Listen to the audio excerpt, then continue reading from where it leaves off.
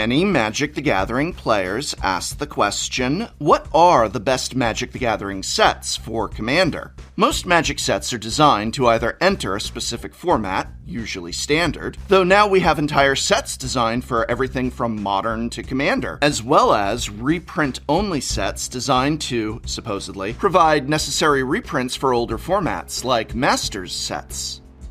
But out of all of these, which are the best sets for Commander cards? Now, this is obviously a highly subjective question, so my answer will seek to demonstrate its merit with evidence for my inferences and conclusions, but I would like to posit that the absolute best sets for Commander cards are not Standard sets, nor even Modern Horizon sets, nor even, and I am sorry Gavin, nor even Commander Legends, but rather the multiplayer draft sets of Conspiracy and Battlebond. Why? I feel Conspiracy Take the Crown, and Battlebond are very important to Magic the Gathering as a whole, but I feel have been the biggest boons to Commander in particular. These are draftable sets like Modern and Master sets, but meant to be played in a multiplayer fashion, similar to Commander, but not seeking to completely mimic it as Commander Legends did.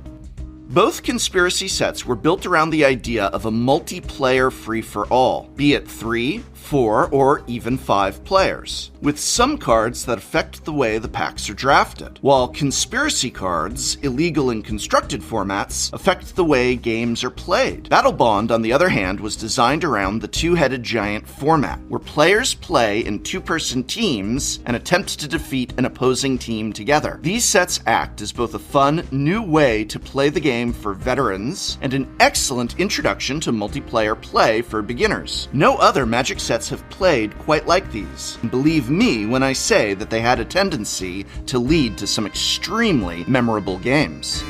The fact that these multiplayer draft sets were so much fun to play should be reason enough to want another, but they have also been an enormous boon to Magic the Gathering's premier multiplayer format, Commander. Mechanics introduced in all 3 sets have become important in Commander.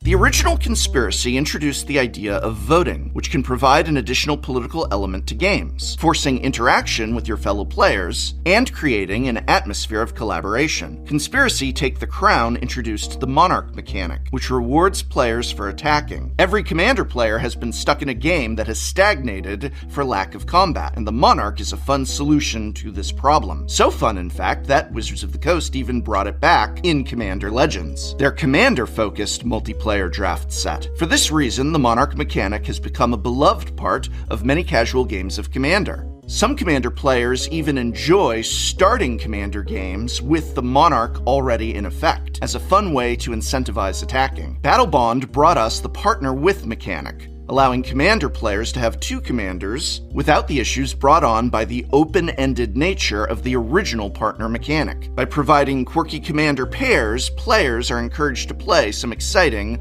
off-kilter strategies. And while Dethrone, Parlay, Melee, and Assist were designed more with limited in mind, when they do show up in games of Commander on cards like Selvala, Scourge of the Throne, or Play of the Game, they can lead to some truly astonishing plays.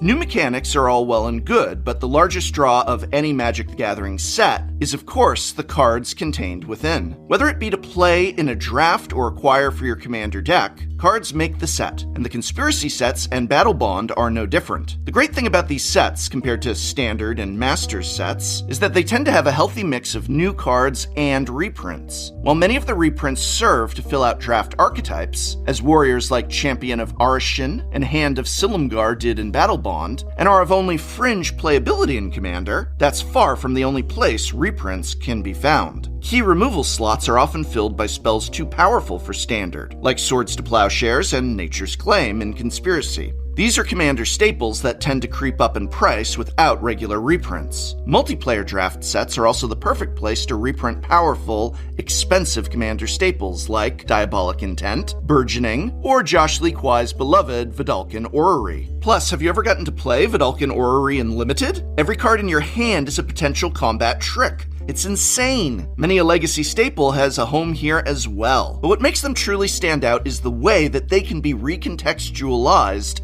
in these formats. True Name Nemesis, for example, is a powerful card that can run away with a game. But in Battlebond, it is easier to interact with, since even if you are named as the player it is protected against, your partner can still interact with it. True Name Nemesis is thus much easier to reprint in this context. These sets serve as a great place to reprint powerful Commander and Legacy staples in an easily accessible way. Wizards of the Coast no longer lists an MSRP, but back during the days of conspiracy sets it did, and boosters from those sets retailed for $3.99 each. And enough of them was printed that they stayed at those prices for a very, very long time. Sure beats the premium price point on master sets, if you ask me.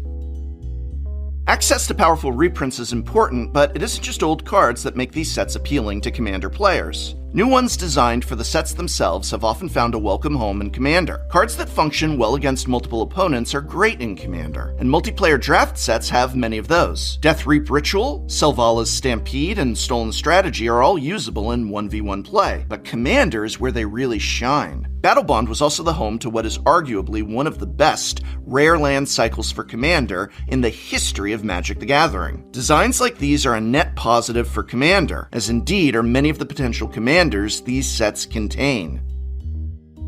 A hallmark of multiplayer draft sets are the compelling legendary creatures that they contain. These legends come in a broad range of power levels, from Guafa Hazid Profiteer to Najeela the Blade Blossom, and only one has been proven to be a ban-worthy, format-warping monster. Many a beloved commander has come out of these sets, and many unique, if not as popular commanders as well, which are a fun and important part of the Commander format. Quirky designs provide challenges and inspire creative deck building that keep the Commander format from homogenizing. Great examples of these are favorites of Battlebond lead designer Gavin Verhey, like Grothama All-Devouring, and the partners Zindersplit Eye of Wisdom and Eye of Chaos. These legendary creatures create brand new strategies for players to explore.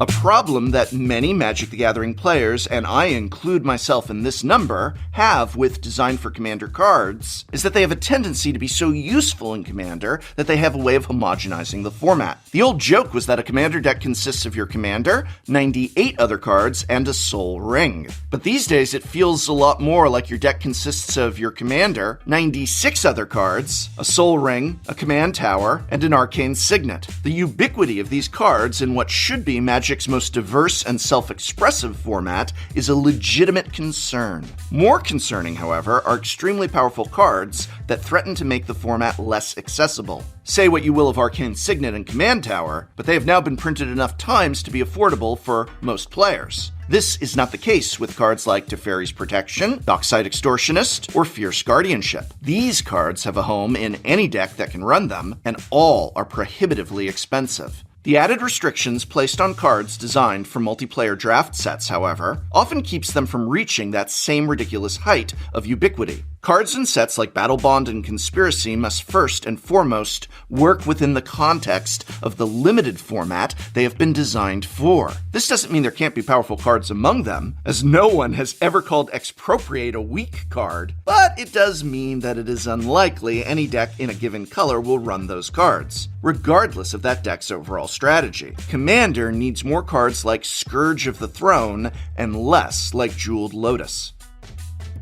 The benefits that sets like Conspiracy and Battlebond offer to Commander are hardly their only virtue. After all, not everyone wants to play a game of Commander. They have a tendency to be long, frequently suffer from power level imbalance, and require significant investment of time and money to even play the game. Commander is a wonderful format, but let's not delude ourselves into thinking it's by any means perfect for every single player. Multiplayer draft sets have a much lower barrier for entry and come with their own benefits and character, making them a fun way for many more Magic the Gathering players to play the game than otherwise would. Because sets like Conspiracy and Battlebond are drafted, they allow newer players to try out multiplayer Magic without much of a commitment, while simultaneously providing more experienced drafters a fresh way to play, and everybody starts at the same level, at the same playing field, because you're just cracking open packs. With sets like Battlebond in particular, you get the experience of playing side by side with someone, be they your close friend, the best player you know, or your significant other, which adds a truly special and unique dimension to this game we all love. Magic is a great game in part because of how many ways it can be played and the diverse group of people who enjoy playing it. Above all, this is what makes these multiplayer draft sets an important part of Magic the Gathering.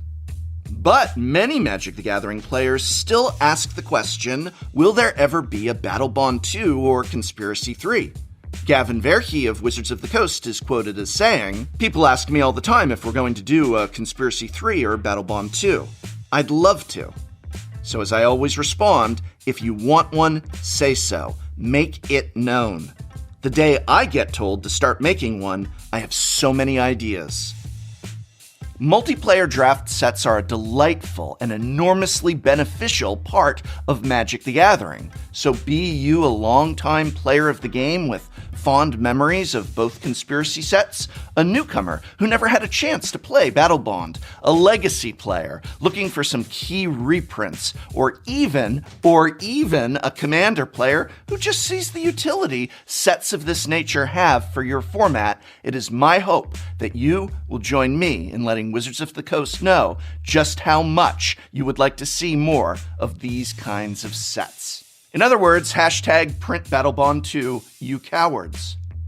And I hope this video has been of some use to you. You can help me out greatly just by watching one more video of mine after this. Or if you don't have time for that, hitting the subscribe button and ringing that bell. Hitting like or leaving a comment. What type of sets do you think are the best for the Commander format? Is Commander Legends really the best way to go? Do you agree with me about Battlebond or Conspiracy? Or have you got ideas of your own? Let me know in the comments below.